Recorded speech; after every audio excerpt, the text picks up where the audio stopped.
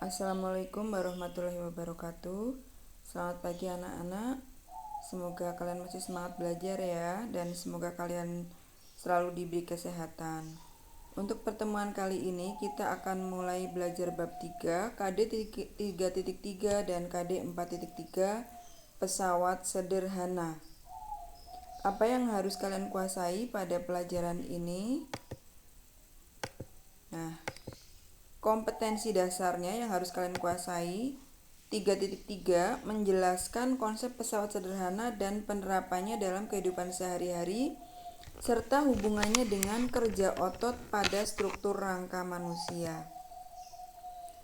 Yang kedua yaitu KD 4.3 menyajikan hasil penyelidikan atau pemecahan masalah tentang manfaat penggunaan pesawat sederhana dalam kehidupan sehari-hari. Untuk KD 3.3 nilainya nanti guru ambil nilai pengetahuan berupa pertanyaan berupa soal yang harus kamu kerjakan dan jelaskan. Dan untuk KD 4.3 nanti bu guru akan memberikan tugas yaitu membuat video ketika kalian memecahkan masalah atau melakukan pekerjaan menggunakan pesawat sederhana. Kita lanjut.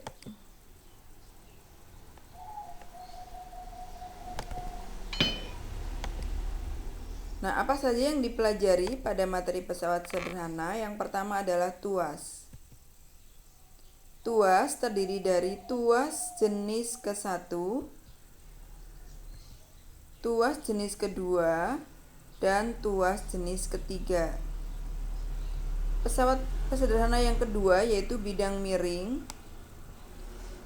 Kemudian yang ketiga, pesawat sederhana berupa katrol. Katrol juga ada 3, katrol bebas, katrol tetap, dan katrol majemuk atau katrol ganda.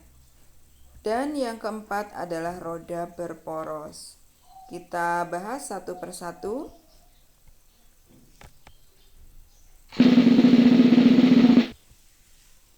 Nah, misalnya ini ada 2 anak sedang membuka tutup botol. Nah, menurut kalian pekerjaan mana yang lebih mudah dilakukan? Di gambar 1 atau gambar 2? Gambar 1, anak tersebut membuka botol hanya dengan tangannya. Sedangkan yang gambar sebelahnya membuka botol dengan alat pembuka tutup botol. Lebih mudah yang mana menurut kalian? Tentu saja lebih mudah menggunakan alat kan? Nah, ini.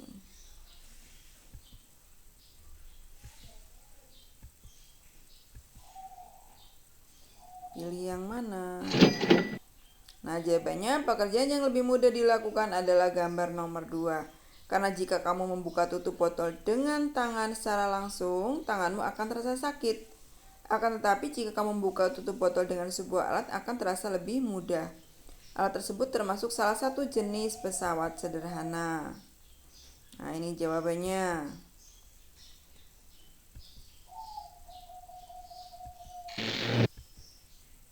Pesawat. Nah, pesawat di sini ada 2 macam, pesawat sederhana dan yang kedua pesawat rumit. Pengertian pesawat sederhana dan pesawat rumit. Yang pertama, pesawat sederhana. Pesawat sederhana adalah alat-alat yang dapat memudahkan pekerjaan manusia. Kesederhanaan dalam penggunaannya menyebabkan alat tersebut dikenal dengan sebutan pesawat sederhana.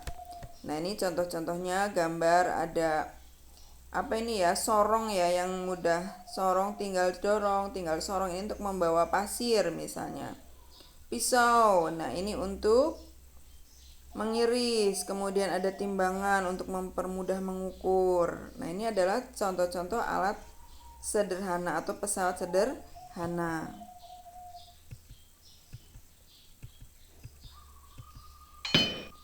Oke, lanjutannya tentang pesawat sederhana. Lalu yang kedua, pesawat rumit. Seperti apa? Jadi pesawat rumit adalah gabungan beberapa pesawat sederhana dapat membentuk pesawat rumit. Contohnya mesin cuci, kulkas. Nah, itu adalah gabungan dari beberapa pesawat sederhana. Nah, jenis-jenis pesawat sederhana. Nah, ini ada 4, tuas atau pengungkit, kemudian bidang miring, katrol, dan roda berporos. Yang pertama, tuas. Tuas ialah pesawat sederhana yang berbentuk batang, keras, sempit, yang dapat berputar di sekitar satu titik. Keuntungan mekanis ialah perbandingan antara beban yang diangkat dengan kuasa yang dilakukan. Nah, di sini dirumuskan bahwa Km adalah keuntungan mekanis sama dengan W ini beban dibagi F. Nah, ini gaya beban F. Jadi, atau bisa dituliskan FB gaya berat dibagi FK gaya kuasa yang diberikan. Ya. Keterangannya Km adalah keuntungan mekanik, W beban, F kuasa, ya, atau gaya kuasa.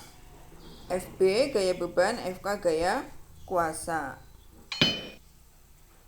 Nah, kita bahas dulu yang pertama, tuas atau pengungkit untuk tuas jenis pertama setelah ini. Karena tuas ada 3 jenis, jenis 1, jenis 2, dan jenis 3.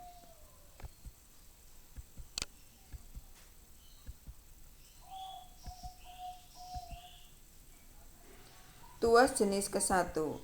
Contohnya di sini pada alat pesawat sederhananya adalah gunting. Nah, ini gunting dibagi menjadi 3 titik. Ketika kalian menggunting kertas misalnya, maka titik tumpunya ada di sini, di antara pemotong dengan yang dipegang oleh kita. Kemudian titik kuasanya berarti kita yang memberikan gaya kuasa yang menggerakkan alat ini. Titik kuasanya di sini, di tangan. Dan titik bebannya berarti benda yang kita beri perlakuan, misalnya kertas. Jadi kertasnya sebagai bebannya, kertasnya yang akan digunting. Pada tuas jenis ke-1, kedudukan titik tumpu atau TT terletak di antara titik beban dan titik kuasa. Contoh alatnya di sini adalah gunting, linggis, jungkat-jungkit, dan alat pencabut paku seperti tang, kemudian pemotong kuku juga termasuk alat sederhana atau pesawat sederhana jenis ke-1. Nanti kalian di tugas 6 membuat video, terserah kamu mau membuat yang mana. Cukup 1 saja ya. Misalnya ketika kalian menggunting, lebih dari 1 boleh apa enggak boleh. Atau ketika kalian sedang memotong kuku di video juga boleh. Nah, ini contohnya pemotong kuku. Maka titik tumpunya adalah yang dipegang oleh kita. Ya, titik tumpunya di sini. Ya, dimana kita akan menggunakan melepas dan menekan di sini titik tumpunya, dan titik bebannya adalah kuku kita di sini. Kemudian catut atau pencabut paku. Nah, ini juga demikian. Ini adalah titik kuasanya kita yang memegang di tangan.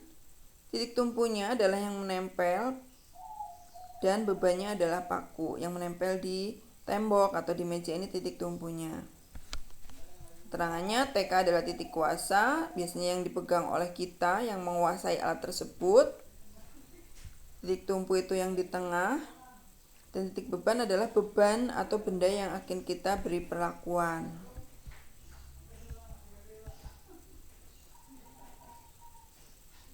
Nah, ini contoh-contoh tuas jenis pertama yang lain. Ada gunting, sudah dijelaskan ini tadi titik tumpunya, titik beban, titik kuasa.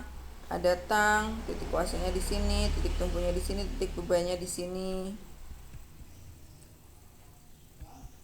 Nah, jadi intinya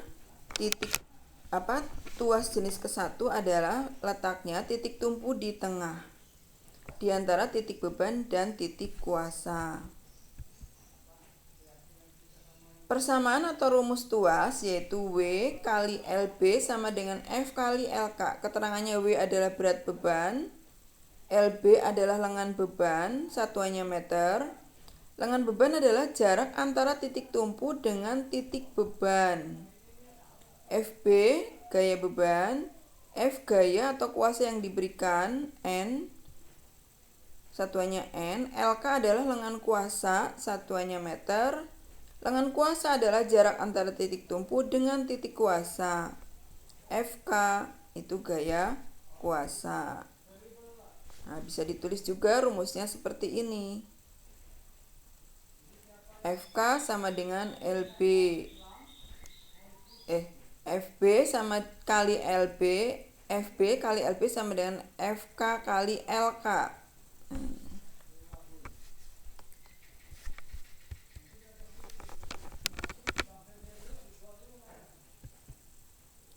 Contoh soal tuas jenis ke-1.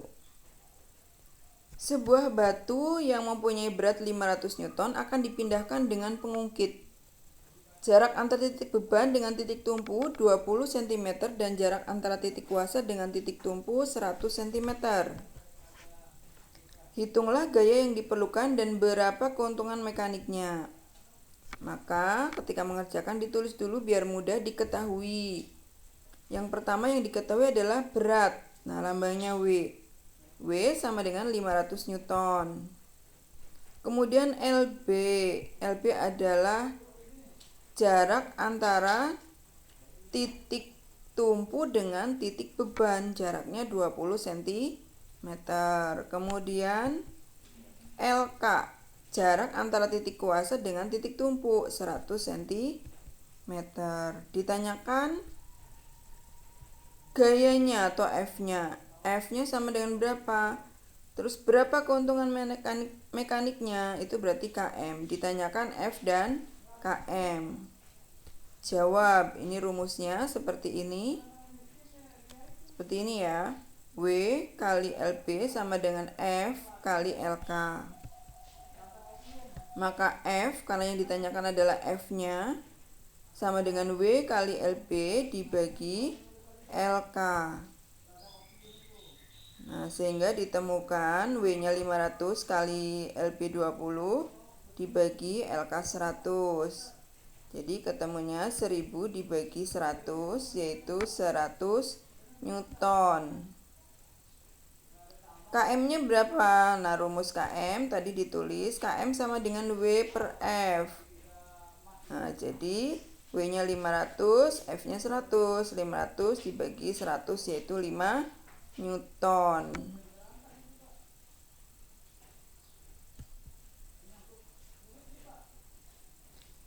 Tuas jenis kedua. Nah, sekarang kita masuki tuas jenis kedua. Ini tinggal sorong ya contohnya. Nah, contohnya di sini titik kuasanya itu ada di titik yang di tengah itu adalah titik bebannya. Ingat untuk tuas jenis kedua. Jadi titik beban di antara titik tumpu dengan titik kuasa. Nah, pada pengungkit atau tuas jenis kedua, letak beban di antara titik tumpu dan kuasa. Contohnya alat pemotong kertas, alat pemecah kemiri, pembuka tutup botol, kereta sorong ini, dan pembuka kaleng. Itu termasuk tuas jenis kedua. Nah, ini kereta sorong, titik bebannya di tengah di antara titik tumpu dengan titik kuasa. Titik kuasa itu selalu yang dipegang oleh kita. Kemudian ini pemotong kertas. Nah, yang dipegang oleh kita kan ini yang untuk memotong. Ini titik kuasa. Kemudian titik bebannya di tengah. Titik tumpunya di sebelahnya karena letak titik beban itu ada di tengah. Contoh lagi alat pembuka kaleng. Nih. Titik beban, titik kuasanya ini di bawah kita dan titik tumpunya di sini. Alat pemecah kemiri juga demikian. Nah, jadi ingat urutannya untuk tuas jenis kedua adalah titik tumpu, titik beban, dan titik kuasa. Titik bebannya ada di tengah.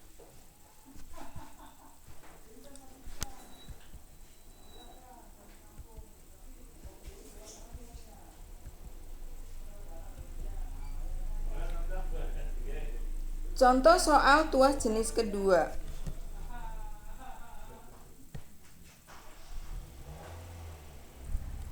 Sebuah pengungkit jenis kedua mempunyai jarak antara titik beban dengan titik tumpu 40 cm dan jarak titik beban dengan titik kuasanya 120 cm. Pengungkit tersebut digunakan untuk mengangkat beban seberat 800 Newton.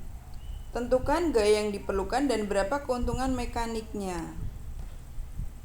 Nah, ditulis, jangan lupa diketahui W 800 Newton. Mana W ini? Berat beban W.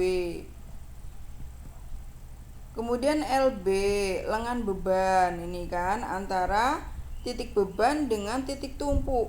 Lengan beban 40 cm. Dan LK. LK adalah jarak antara titik beban dengan titik kuasa.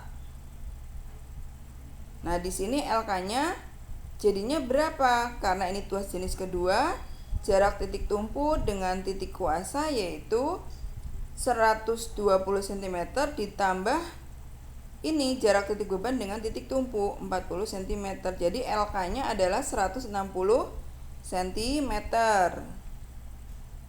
Ditanyakan F-nya berapa, KM-nya berapa? Jawab, rumusnya ini. W kali LB sama dengan F kali LK. Sehingga dapat dituliskan F sama dengan W kali LB dibagi LK. Sama dengan 800 kali 40 dibagi 160. Atau 32.000 dibagi 160. Ketemunya adalah 200 Newton. Oh, F-nya jadi 200 Newton, gayanya 200 Newton. KM-nya berapa keuntungan mekaniknya? Rumusnya W dibagi F. 800 dibagi 200. Ketemunya berapa kali keuntungannya? 4 kali. Seperti itu ya. Sekarang tuas jenis ketiga. Tuas jenis ketiga, sekarang yang di tengah itu adalah titik kuasanya. Jadi titik kuasa terletak di antara titik tumpu dengan titik beban. Pada tuas jenis ketiga, kedudukan kuasa terletak di antara titik tumpu dan titik beban. Contohnya, alat sederhananya apa untuk tuas jenis ketiga? Yaitu sapu, sekop, pinset, stapler, ya. Stapler itu klip ya, kamu menyebutnya mungkin, atau yang buat kertas ya, buat ngeklip kertas itu namanya stapler. Nah, ini contohnya sapu. Titik kuasanya pasti selalu yang kita pegang ya.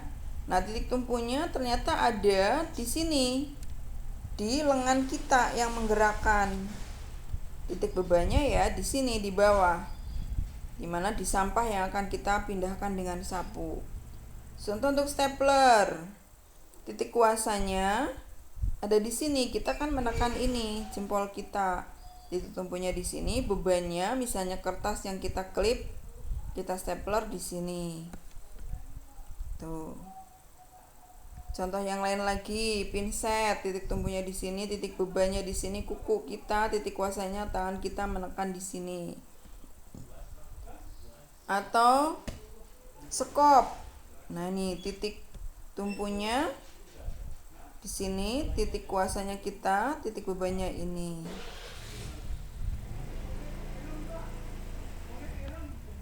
Nah, jadi intinya kesimpulan dari tuas jenis ketiga adalah titik kuasa yang di tengah. Titik beban, kemudian di sini titik tumpu. Jadi titik kuasa terletak di antara titik beban dan titik tumpu. Paham ya? Nah, kemudian contoh soal tuas jenis ketiga. Nih, sebuah pinset mempunyai panjang 12 cm. Titik kuasa pada jarak 6 cm dari titik tumpu ditekan dengan gaya sebesar 2 Newton.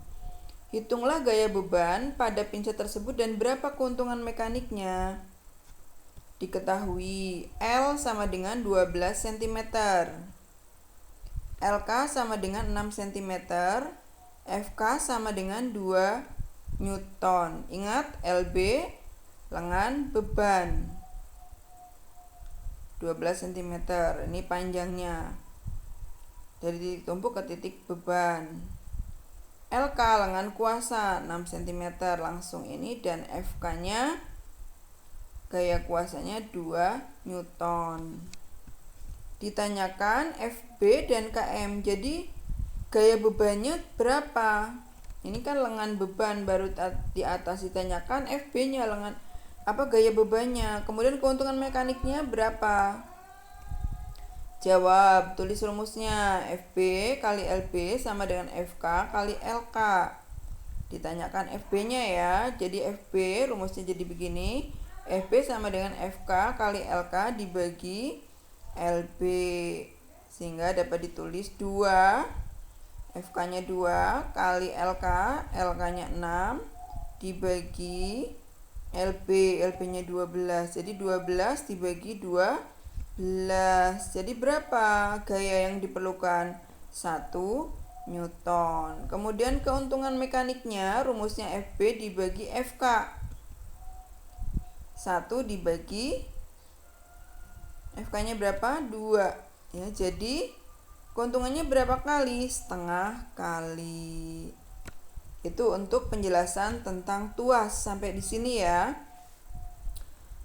Jadi kesimpulannya, untuk tuas itu ada 3. Tuas jenis 1 di mana yang di tengah adalah titik tumpu. Tuas jenis kedua yang di tengah adalah titik beban, dan tuas jenis ketiga yang di tengah adalah titik kuasa. Silahkan nanti kamu kerjakan soal-soalnya sesuai dengan contoh-contoh yang barusan Bu Guru berikan. Terima kasih. Dilanjut nanti pada bagian kedua kita akan menjelaskan, atau Bu Guru akan menjelaskan tentang bidang miring dan roda berporos. Terima kasih. Assalamualaikum warahmatullahi wabarakatuh.